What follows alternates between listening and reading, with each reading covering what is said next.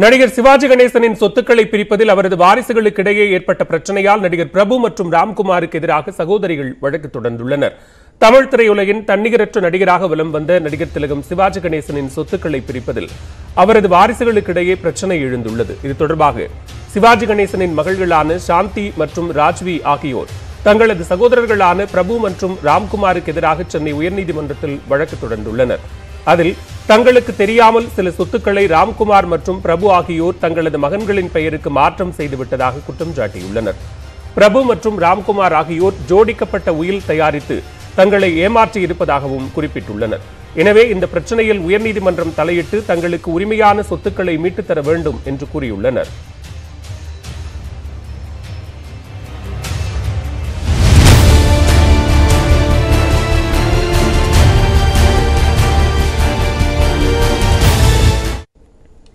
நமது அம்மா நாளிதழின் வெளியீட்டாளர் சந்திரசேகர் மற்றும் அருப்புக்கோட்டை ஒப்பந்ததாரர் ஆகியோர் தொடர்புடைய இடங்களில் வருமான வரித்துறை அதிகாரிகள் சோதனையில் ஈடுபட்டுள்ளனர். முன்னாள் அமைச்சர் SP வேலுமணியின் ஆதரவாளரும் நமது அம்மா நாளிதழின் வெளியீட்டாளருமான சந்திரசேகருக்கு சொந்தமான இடங்களில் வருமான வரித்துறை அதிகாரிகள் நேற்று சோதனை மேற்கொண்டனர்.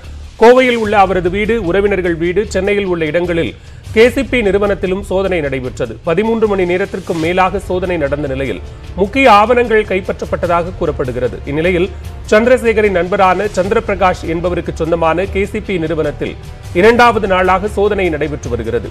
கோவை அவினாசி சாலை பீளமேடு பகுதியில் உள்ள KCP நிறுவனத்தில் வருமான வரித்துறை அதிகாரிகள் பணியாளர்களிடம் விசாரணை நடத்தி வருகின்றனர்.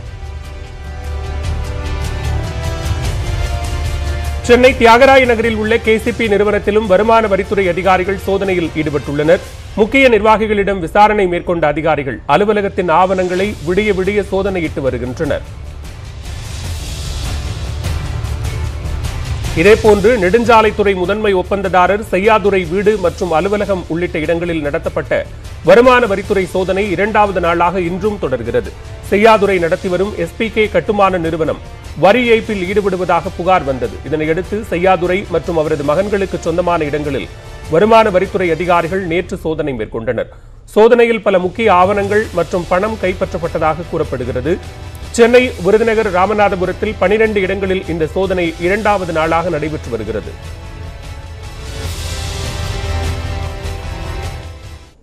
தொடர்ந்து விரைவு செய்திகளை பார்க்கலாம். சம்பங்கி பூக்களின் விலை கிலோ 10 ரூபாயாக குறைந்துள்ளதால் வேதனை அடைந்த தருமபுரி மாவட்ட விவசாயிகள் பூக்களை சாலையில் கொட்டி செல்கின்றனர். தருமபுரி மாவட்டத்தில் 7 வட்டங்களில் பெரும்பாலான விவசாயிகள் சம்பங்கி சாகுபடியில் ஈடுபடுகின்றனர். இந்த மலர்களுக்கு விசேஷ நாட்களில் கிலோவுக்கு 200 ரூபாய் வரையில் விலை கிடைத்தாலும் கடந்த சில வாரங்களாக கிலோவுக்கு 10 ரூபாய் மட்டுமே கிடைக்கிறது. இதனால் தருமபுரி மாவட்டத்தில் வாசனை திரவிய ஆலை அமைக்க வேண்டும் என்று அரசுக்கு விவசாயிகள் கோரிக்கை விடுத்துள்ளனர். மரம் ரேட்டு முன்னையோட 500 ரூபா ஏறிச்சு. மூட்டைக்கு 1000 ரூபா அந்த வாரம் 1500 ரூபா பண்ணிட்டாங்க. மருந்து அதே மாதிரி வரோம், ஒன்றுமே கண்ட்ரோல் பண்ண முடியல. 2 கம்பெனிக்கு எடுத்து அனுப்புனாங்க, ஆவரேஜ் நமக்கு கிடைக்கும் கவர்மெண்ட்டில் எடுத்தாக்க. எங்களுக்கு இப்போ கூடுதலாக மகசூல் வருது, ஆனால் விலையில்லை. எங்களுக்கு நார்மலாக ஒரு 50 இல்லை 60 விற்றா கூட எங்களுக்கு போதும். உளுந்தூர்பேட்டை அருகே முன்னால் சென்ற லாரி மீது ஆம்னி பேருந்து மோதிய விபத்தில் 2 பேர் சம்பவ இடத்திலேயே உயிரிழந்தனர். சென்னையிலிருந்து தனியார் ஆம்னி பேருந்து ஒன்று 20க்கும் மேற்பட்ட பயணிகளுடன் தேனி மாவட்டம் போடிக்கு சென்று கொண்டிருந்தது. உளுந்தூர்பேட்டை புறவழிச்சாலையில் பேருந்து சென்றபோது எதிர்பாராத விதமாக முன்னால் சென்ற லாரி மீது மோதியது. இந்த விபத்தில் பேருந்தின் ஓட்டுநர் சிவா, மற்றொரு ஓட்டுநர் சுருளிமுத்து ஆகிய இருவரும் சம்பவ இடத்திலேயே உயிரிழந்தனர். 10க்கும் மேற்பட்டோர் படுகாயமடைந்தனர். விபத்து நிகழ்ந்த சில நொடிகளில் சென்னையிலிருந்து கோவை நோக்கி சென்ற கார் ஆம்னி பேருந்தின் மீது மோதியது. இதன் காரணமாக சென்னை திருச்சி தேசிய நெடுஞ்சாலையில் 1 மணி நேரத்திற்கு மேலாக போக்குவரத்து பாதிக்கப்பட்டது. கரூர் அருகே ஜெகதாபி ஊராட்சியில் 6 ஆண்டுகளுக்கு பிறகு எருது ஓட்டம் வெகு விமர்சையாக நடைபெற்றது. பொம்மநாயக்கனூர் கிராமத்தில் உள்ள மாரியம்மன், முத்தாளம்மன் கோவில்களில் 3 ஆண்டுகளுக்கு ஒருமுறை எருது ஓட்டம் நடைபெறும். கொரோனா தொற்று காரணமாக கடந்த முறை எருது ஓட்டம் தடைப்பட்ட நிலையில் இந்த ஆண்டு விமர்சையாக நடைபெற்றது. இதில் கரூர், திண்டுக்கல், திருச்சி உள்ளிட்ட பல மாவட்டங்களைச் சேர்ந்த 300க்கும் மேற்பட்ட நாட்டு இன காளை மாடுகள் போட்டியில் பங்கேற்றன. இந்த போட்டியை ஆயிரக்கணக்கானோர் கண்டுகளித்தனர்.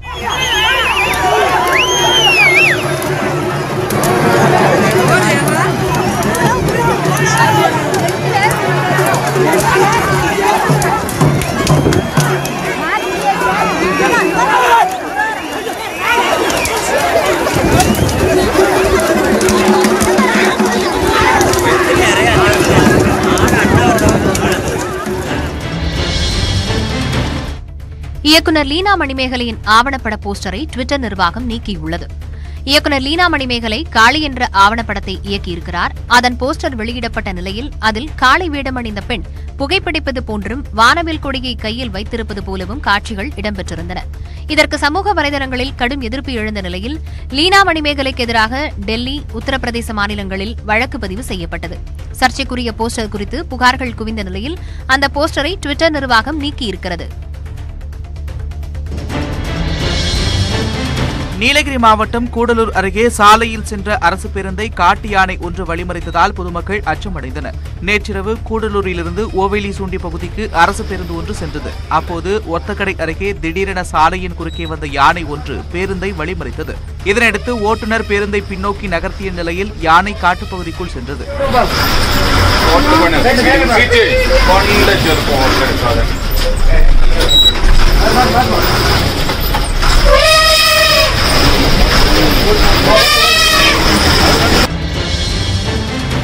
ராமநாதபுரம் மாவட்டம் கமுதி அருகே கோயில் திருவிழாவை முன்னிட்டு வடமாடு மஞ்சுவிரட்டு போட்டி விறுவிறுப்பாக நடைபெற்றது. ஆரைக்குடி ஸ்ரீ கண்ணாயிரமூர்த்தி ஸ்ரீ கருப்பண்ணசாமி கோயிலில் புரவி எடுப்பு திருவிழா கடந்த செவ்வாய்க்கிழமை நடைபெற்றது. இதன் ஒரு பகுதியாக வடமாடு மஞ்சுவிரட்டு புதன்கிழமை அன்று நடத்தப்பட்டது. இதில் மதுரை, சிவகங்கை, தூத்துக்குடி உள்ளிட்ட மாவட்டங்களைச் சேர்ந்த 14 காளைகளும் 60க்கும் மேற்பட்ட மாடுபிடி வீரர்களும் பங்கேற்றனர்.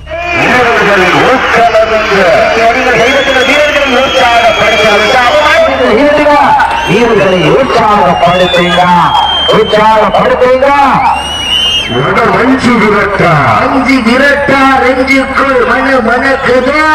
இந்த மாட்டிற்கு சிறப்பு பரிசாக கரிசல் புலி பரிசு தொகையை பெறுவதற்கு காலையில் சிறந்த காலம்.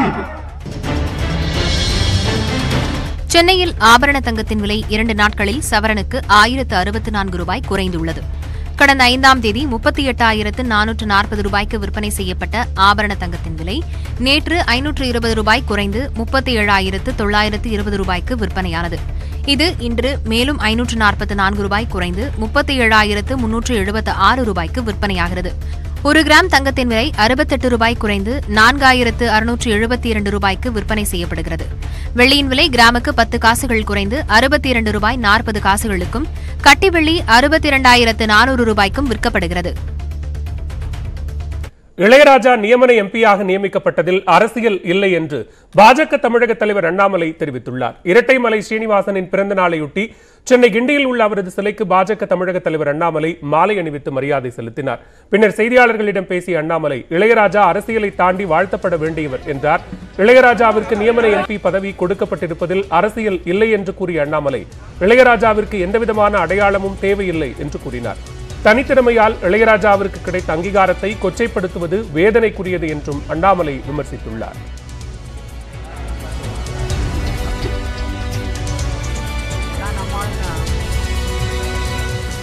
அரசியல் இருக்கக்கூடிய எதிர்க்கட்சி நண்பர்கள் எப்படி ஆயிட்டாங்கன்னா, இளையராஜா அவர்களுடைய தனித்திறமையால் கிடைத்திருக்கக்கூடிய ஒரு அங்கீகாரத்தை கூட இதை போல் கொச்சைப்படுத்த முயற்சிக்கின்றார்கள். இது ரொம்ப வேதனையாக இருக்கிறது. நாம் ஏற்கனவே சொல்லுவது போல எதிலையுமே அதை அடைக்கக்கூடாது. சாதிக்குள் அடைக்கக்கூடாது, மதத்துக்குள் அடைக்கக்கூடாது, எதையும் அடைக்காத ஒரு மாமனிதன்.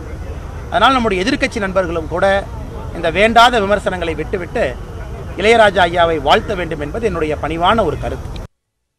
தமிழகத்தில் தற்போதைய நிலையே தொடர்ந்தால் ஏக்நாத் ஷிண்டே உருவாவார் என்று கூறிய அண்ணாமலை, திமுகவிற்கு எதிராக ஏக்நாத் ஷிண்டேவை உருவாக்குவோம் என்று தான் குறிப்பிடவில்லை என்றும் கூறினார். ஏக்நாத் ஷிண்டே உருவாவாங்க தமிழ்நாட்டில் பாரதிய ஜனதா கட்சி ஆட்சிக்கு வருமா? பாரதிய ஜனதா ஆட்சிக்கு வருவதற்கு விருப்பமும் கிடையாது. பாரதிய ஜனதா கட்சி மக்களுடைய ஆதரவை பெற்று, மக்களுடைய அன்பை பெற்று, மக்களுடைய வாக்குகளை பெற்று ஆட்சிக்கு வர வேண்டும் என்றுதான் விருப்பம்.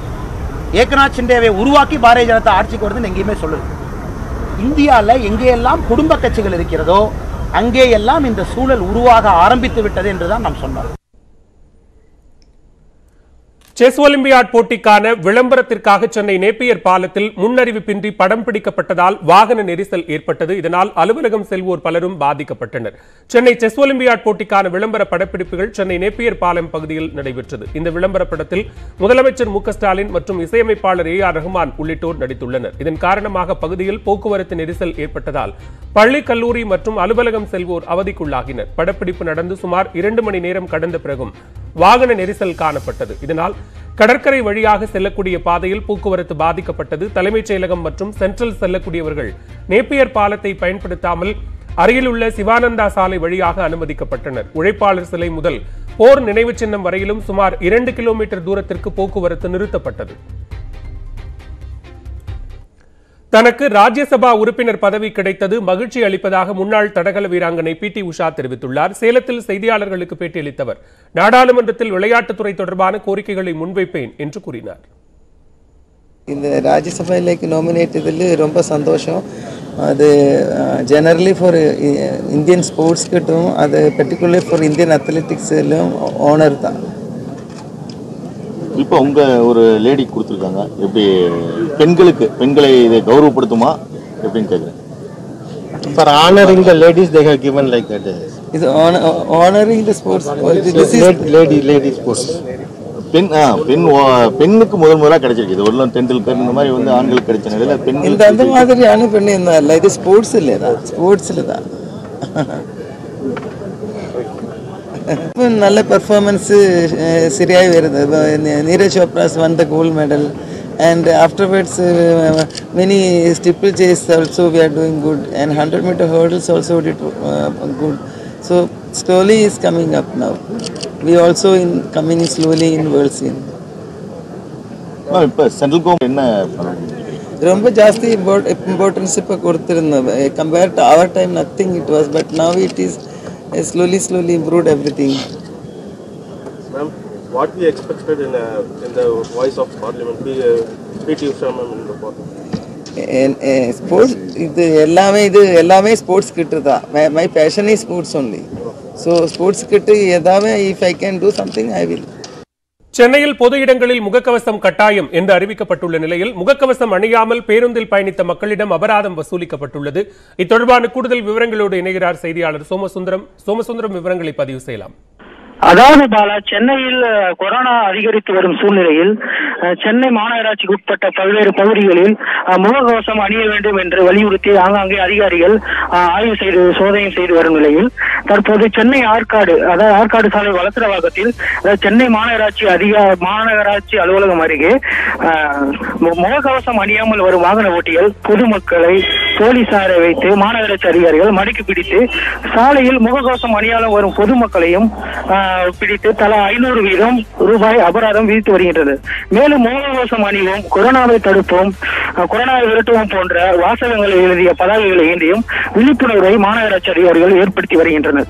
அது மட்டுமின்றி அந்த வழியே வரும் அரசு பேருந்துகள் மற்ற தனியார் வாகனங்களில் ஏறி முகக்கவசம் அணியாமல் வருபவர்களை வாகனங்களில் இருந்து இறக்கிவிடவும் செய்கின்றனர். மேலும் அவர்களுக்கு மாஸ்க் அணிவிக்கும்படியும் இல்லை என்றால் 500 ரூபாய் அபராதம் விதித்தும் அவர்களிடமிருந்து அந்த 500 ரூபாய் அபராதம் வசூலித்து வருகின்றனர். பாலா, சோமசுந்தரம், குறிப்பாக பேருந்துகளில் பயணிக்கக்கூடிய மக்களுக்கு முகக்கவசம் கட்டாயம் என்பதோ அணியாமல் வந்தால் 500 ரூபாய் அபராதம் என்பது தொடர்பான விழிப்புணர்வு இருக்கிறதா, அல்லது அதிகாரிகள் சொல்லும் போதுதான் அவர்கள் அறிந்து கொள்ளக்கூடிய நிலை இருக்கிறதா? அதாவது பாலா, தற்போது பார்க்கும் பட்சத்தில் கடந்த சில தினங்களுக்கு முன்புதான் சென்னை ஒட்டிய நகரங்களில் மாஸ்க் அணியாமல் வந்தால் 500 ரூபாய் அபராதம் விதிக்கப்படும் என்று பல்வேறு தரப்பிலும் விழிப்புணர்வு ஏற்படுத்தப்பட்டு வருகிறது. அது மட்டுமின்றி காவல்துறையினர், மாநகராட்சி அதிகாரிகள் ஆங்காங்கே விழிப்புணர்வு பதாகைகளும் வைத்து வரும் சூழ்நிலையில் தற்போது பேருந்துகளில் பெரும்பாலும் இந்த முதியோர்கள், வயதானவர்கள் மாஸ்க் அணிவதை தவிர்த்து வருகின்றனர்.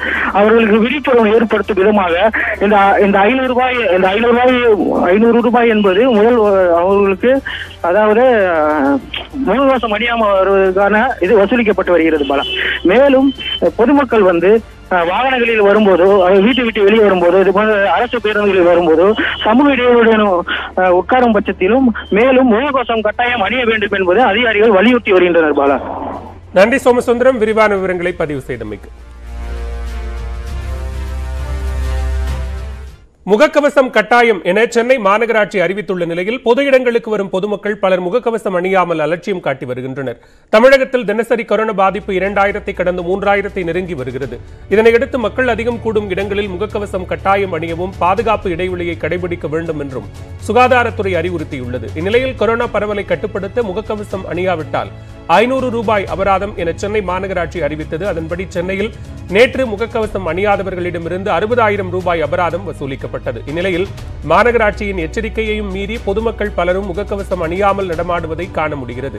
இதனை கண்காணிக்க ஒரு மண்டலத்திற்கு தலா ஒரு குழு என 15 சிறப்பு கண்காணிப்பு குழுக்கள் அமைக்கப்பட்டுள்ளது. இந்த குழுவினர் பொதுமக்கள் அதிகம் கூடும் இடங்களில் திடீர் சோதனை மேற்கொண்டு முகக்கவசம் அணியாதவர்களுக்கு அபராதம் விதித்து வருகின்றனர். மக்கள் அதிகம் கூடும் இடங்களுக்கு சென்று முகக்கவசம் அணிவதன் அவசியம் குறித்தும் விழிப்புணர்வு ஏற்படுத்தும் பணியிலும் ஈடுபட்டனர்.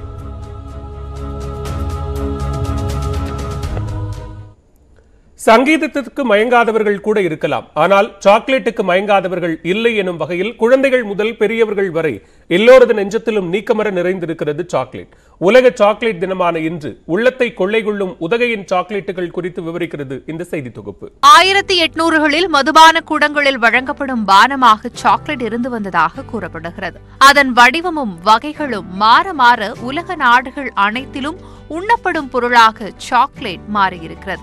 சாக்லேட் வகைகளில் குறிப்பாக ஹோம்மேட் சாக்லேட்டுகளுக்கு உலகம் முழுக்க வரவேற்பு இருந்து வருகிறது. தமிழகத்தில் நீலகிரி மாவட்டத்தில் தயாரிக்கப்படும் ஹோம்மேட் சாக்லேட்டுக்கு உலக அளவில் வரவேற்பு உள்ளது. ஆண்டுதோறும் லட்சக்கணக்கான சுற்றுலா பயணிகள் வந்து செல்லும் நீலகிரி மாவட்டத்தில் சுற்றுலா பயணிகளின் சாய்ஸாக இயற்கையும் சாக்லேட்டும் இணைந்தே இருக்கின்றன. சாக்லேட் ஜென்ரலா பாத்தீங்கன்னா கொக்கோ பீன் என்ற ப்ராடக்ட்ல இருந்து பண்றது. கொக்கோ பீனை ரோஸ்ட் பண்ணி அதுக்கப்புறம் வினோ பண்ணி கிரைண்டிங் பண்ணி கான்ச்சிங் பண்ணி அதுக்கப்புறம் மெல்ட் பண்ணி லிக்விட் ஸ்டேஜில் வச்சு ஹாட் டேங்க்ல அதுக்கப்புறம் அது ஷேப்ஸ் அண்ட் சைஸ் தான் மோல்ட் பண்றாங்க. இங்கு 60 வகையான சாக்லேட்டுகள் தயாரிக்கப்படுகின்றன. ஒவ்வொரு வகை சாக்லேட்டிலும் ஒவ்வொரு சிறப்பம்சம் உள்ளது. குறிப்பாக நீரிழிவு நோயாளிகள், வயது முதிர்ந்தோர் உண்ணும் வகையிலான சாக்லேட்டுகளும் இங்கு தயாராகிறது. மன அழுத்தம் உள்ளபோது சாக்லேட்டுகளை உண்டால் மன அழுத்தம் மறைந்து லேசாகிவிடும் என்கின்றனர் உற்பத்தியாளர்கள். Chocolates it's a mood changer. யாருமே டல்லா இருக்கிறப்போ பீஸ் ஆஃப் சாக்லேட் சாப்பிட்டாங்கன்னா ஹாப்பி மூடுக்கு வந்துருவாங்க. இந்த மாதிரி ஒரு ஹாப்பியான லைஃபை என்ஜாய் பண்றதுக்கு எப்பவுமே அவங்க டயட்ல சாக்லேட் எடுத்துக்கிறது ரொம்ப நல்லது. சாக்லேட்டுகள் தயாரிப்பதை நேரில் காணும்போது தங்களது சாக்லேட் ஆர்வம் கூடுதலாகிவிட்டதாக கூறுகின்றனர் சுற்றுலா பயணிகள். உடல்நலத்திற்கு தேவையான பொருட்களை சாக்லேட்டுடன் இணைத்து தயாரிக்கப்படும் உதகை சாக்லேட் வகைகளை போல இதுவரை கண்டதில்லை என்றும் கூறுகின்றனர். சாக்லேட் ஃபேக்டரி விசிட் பண்ணாமல் வரும்போது ரொம்ப டிஃப்ரெண்ட் அண்ட் எக்ஸைட்மெண்ட்டாக இருந்தது. இது வரைக்கும் நிறைய சாக்லேட்ஸ் வாங்கி சாப்பிட்ருக்கோம் அண்ட் அதோட ப்ராசஸ் எப்படி நம்மளுக்கு தெரிஞ்சிருக்காது இல்லையா. ஸோ இந்த கம்பெனியும் அண்ட் இந்த இடத்துக்கு விசிட் பண்ணதுனால பேசிக் டு எண்டிங் வரைக்கும் ப்ராசஸ் ஃபுல்லாக நான் பார்த்தேன். ஆண்டின் ஒவ்வொரு நாளையும் போல இன்றும் உலகின் சுவை நரம்புகளை இனிக்க வைத்து கரைகிறது சாக்லேட். ஹாப்பி சாக்லேட் டே.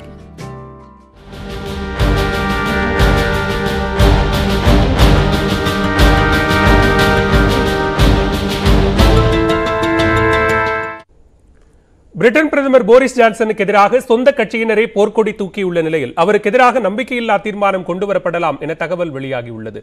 போரிஸ் ஜான்சனின் கன்சர்வேட்டிவ் கட்சியைச் சேர்ந்த நாடாளுமன்ற உறுப்பினரும் அரசின் துணை கொறடாவான கிறிஸ் பிஞ்ச் கிளப் ஒன்றில் மது அருந்திவிட்டு 2 ஆண்களுக்கு பாலியல் தொல்லை கொடுத்த விவகாரம் சர்ச்சையானதால் தனது பதவியை அவர் ராஜினாமா செய்தார். இதற்கு போரிஸ் ஜான்சன் மன்னிப்பு கோரினார். இந்நிலையில் இந்திய வம்சாவளியைச் சேர்ந்த பிரிட்டன் நிதியமைச்சர் ரிஷி சுனக், சுகாதாரத்துறை அமைச்சர் சாஜித் ஜாவித் ஆகிய இருவரும் ராஜினாமா செய்தனர். தொடர்ந்து குடும்ப நலத்துறை அமைச்சரும் சட்டத்துறை அமைச்சரும் தங்களது பதவியை ராஜினாமா செய்துள்ளனர்.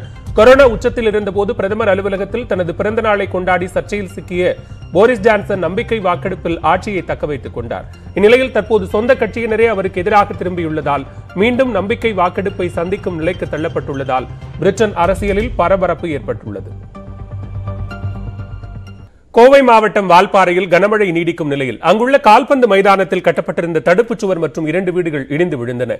பொள்ளாச்சி அருகே உள்ள வால்பாறை சுற்றுவட்டார பகுதிகளில் கடந்த 2 வாரங்களாக கனமழை பெய்து வருகிறது. இதன் காரணமாக அங்குள்ள நீர்நிலைகள் நிரம்பி வருகின்றன. இதனையடுத்து அங்குள்ள பள்ளிகளுக்கு விடுமுறை அறிவித்து கோவை மாவட்ட ஆட்சியர் சமீரன் உத்தரவிட்டுள்ளார். மேலும் நீர்நிலைகளுக்கு அருகே பொதுமக்கள் செல்ல வேண்டாம் என்றும் அறிவுறுத்தப்பட்டுள்ளது. இந்நிலையில் வால்பாறை சிறுவர் பூங்காவுக்கு அருகே உள்ள கால்பந்து மைதானத்தின் தடுப்புச் சுவர் மண் சரிவு காரணமாக இடிந்து விழுந்தது. மேலும் ஜோசப் என்பவரின் வீடு உட்பட 2 வீடுகள் இடிந்து விழுந்தன.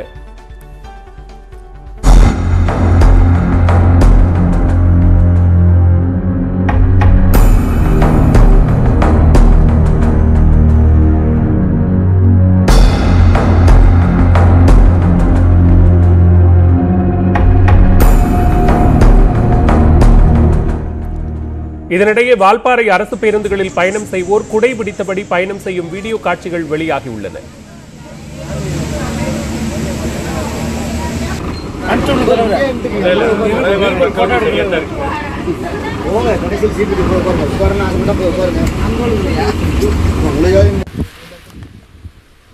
நீலகிரி மற்றும் கேரள மலைக்காடுகளில் தொடர்ந்து கனமழை பெய்து வருவதால் மேட்டுப்பாளையத்தில் உள்ள பில்லூர் அணையின் நீர்வரத்து 9000 கனஅடியாக அதிகரித்துள்ளது.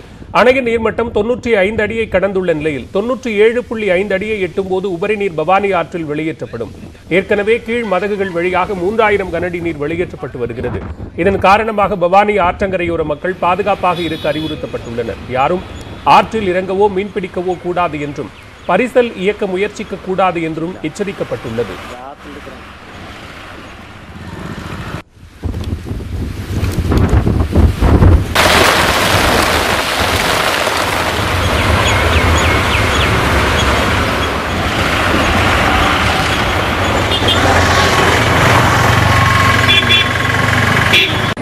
வால்பாறை அருகே உள்ள கேரள மாநிலம் சாலக்குடி வனப்பகுதிகளில் பெய்யும் கனமழையால் அதிரப்பள்ளி நீர்வீழ்ச்சியில் வெள்ளப்பெருக்கு ஏற்பட்டுள்ளது. இதன் காரணமாக கரையோர மக்களுக்கு வெள்ள அபாய எச்சரிக்கை விடுக்கப்பட்டுள்ளது.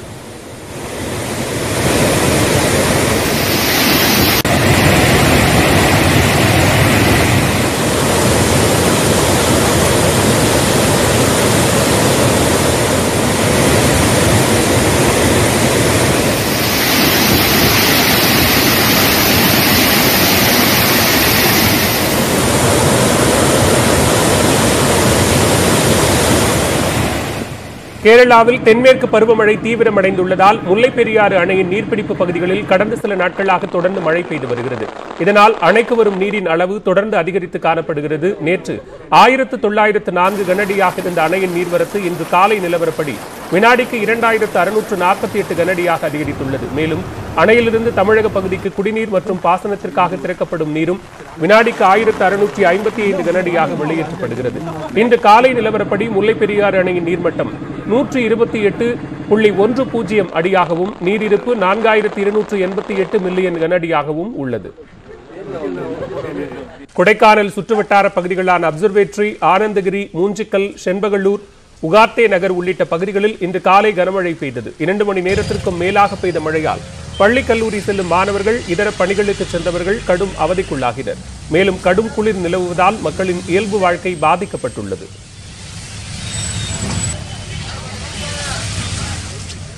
மும்பையில் 3வது நாளாக கனமழை காரணமாக தாழ்வான பகுதிகளில் வெள்ளம் சூழ்ந்துள்ளதால் மக்களின் இயல்பு வாழ்க்கை முடங்கியுள்ளது.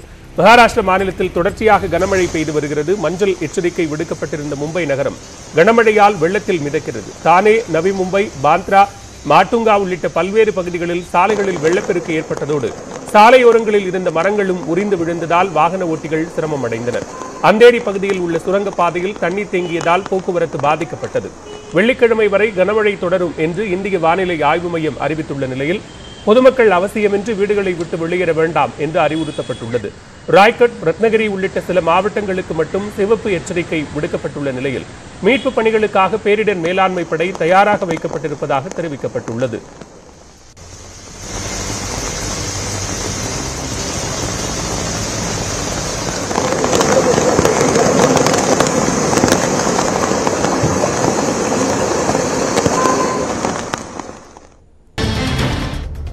மத்திய பிரதேச மாநிலம் இந்தூரில் பாஜக மற்றும் காங்கிரஸ் கட்சி தொண்டர்கள் மோதிக்கொண்ட காட்சிகள் சமூக வலைதளங்களில் வேகமாக பரவி வருகிறது.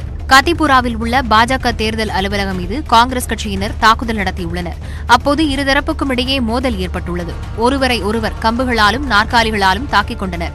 இந்த காட்சிகள் சமூக வலைதளங்களில் பரவி வரும் நிலையில் காவல்துறையினர் வழக்கு பதிந்து விசாரித்து வருகின்றனர்.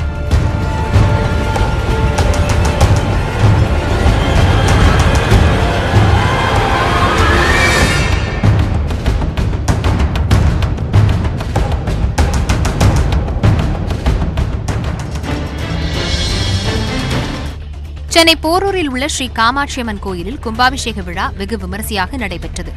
போரூர் மங்களா நகரில் உள்ள ஸ்ரீ காமாட்சியம்மன் கோயிலில் கட்டுமான பணிகள் நிறைவடைந்த நிலையில் கும்பாபிஷேகம் செய்ய ஏற்பாடு செய்யப்பட்டது. இதற்காக 6 கால யாகசாலை பூஜைகள் நடத்தப்பட்டு புனித நீர் கொண்டு கோபுர கலசங்களுக்கு சிறப்பு அபிஷேகம் செய்யப்பட்டது. இந்த விழாவில் சுற்றுவட்டார பகுதியைச் சேர்ந்த ஏராளமான பொதுமக்கள் கலந்து கொண்டனர். அவர்களுக்கு அன்னதானம் வழங்கப்பட்டது. கிருஷ்ணகிரி மாவட்டம் ஹொசூரில் நீட் தேர்வு கடினமாக இருப்பதாக தாய்க்கு கடிதம் எழுதி வைத்துவிட்டு மாணவர் தூக்கிட்டு தற்கொலை செய்து கொண்ட சம்பவம் சோகத்தை ஏற்படுத்தியிருக்கிறது. ஹொசூரைச் சேர்ந்த கோபி என்பவரின் மகன் முரளி கிருஷ்ணா கடந்த ஆண்டு நீட் தேர்வு எழுதி 160 மதிப்பெண் எடுத்துள்ளார். இதையடுத்து இந்த ஆண்டும் நீட் தேர்வு எழுத தயாராகி வந்த அவர் புதன்கிழமை மாலை வீட்டின் அறையில் தூக்கிட்டு தற்கொலை செய்து கொண்டுள்ளார். இதுகுறித்து தகவல் அறிந்து வந்த காவல்துறையினர் மேற்கொண்ட விசாரணையில் முரளி கிருஷ்ணா எழுதிய கடிதம் கிடைத்துள்ளது. அதில் நீட் தேர்வு மிகவும் கடினமாக இருப்பதாகவும் தன்னால் போதிய மதிப்பெண் எடுக்க இயலவில்லை எனவும் எழுதப்பட்டிருந்தது. இரட்டை இலை சின்னத்தை முடக்க தேர்தல் ஆணையத்துக்கு உத்தரவிடக் கோரி தொடரப்பட்ட வழக்கை சென்னை உயர்நீதிமன்றம் தள்ளுபடி செய்தது. அதிமுகவில் உட்கட்சி மோதல் அதிகரித்துவிட்டதால் இரட்டை இலை சின்னத்தை முடக்கி வைக்க வேண்டும் என்று அதிமுக முன்னாள் உறுப்பினரும் ஜே கட்சியின் நிறுவனருமான ஜோசப் என்பவர் உயர்நீதிமன்றத்தில் வழக்கு தொடர்ந்தார். மனுவை விசாரித்த நீதிமன்றம் விளம்பர நோக்கத்துடன் மனுதாரர் வழக்கு தொடர்ந்திருப்பதாக கருத்து தெரிவித்தது. மேலும் மனு தாக்கல் செய்த அதிமுக முன்னாள் உறுப்பினர் ஜோசப்பிற்கு 25,000 ரூபாய் அபராதம் விதித்து வழக்கை தள்ளுபடி செய்து உத்தரவிட்டது.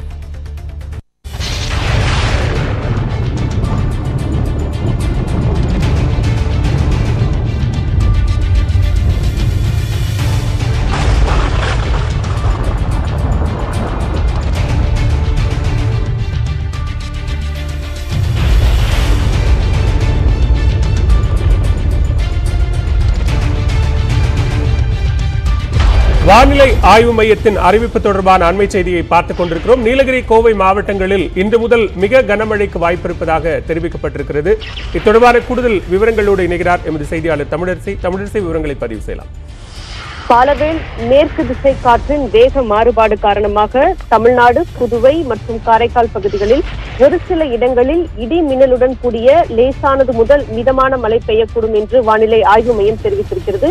இன்றைய தினம் நீலகிரி மற்றும் கோவை மாவட்டத்தின் மேற்கு தொடர்ச்சி மலை பகுதிகளில் ஒரு சில இடங்களில் கன முதல் மிக கனமழை பெய்ய வாய்ப்பிருப்பதாக வானிலை ஆய்வு மையம் எச்சரிக்கை விடுத்திருக்கிறது. ஏற்கனவே கடந்த சில நாட்களாக இந்த பகுதியில் கனமழை பெய்து வரக்கூடிய சூழலில் இன்று கன முதல் மிக கனமழை கோவை மற்றும் நீலகிரி மாவட்டத்தில் பெய்ய வாய்ப்பிருப்பதாக தெரிவிக்கப்பட்டிருக்கிறது. இதை தவிர்த்து திருப்பூர், தேனி மற்றும் திண்டுக்கல் மாவட்டங்களிலும் கனமழை பெய்ய இன்றைய தினம் வாய்ப்பு இருக்கிறது.